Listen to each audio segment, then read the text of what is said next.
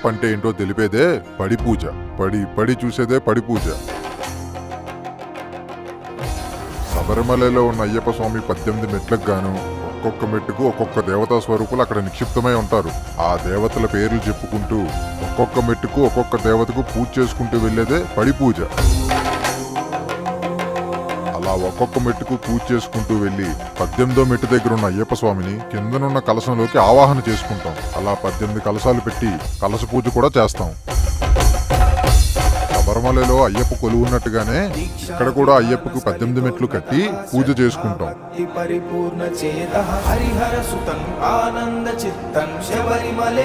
పీఠంలో ఉన్న స్వాములందరూ కలిసి చాలా ఘనంగా జరుపుకునేదే ఈ పడి పూజ.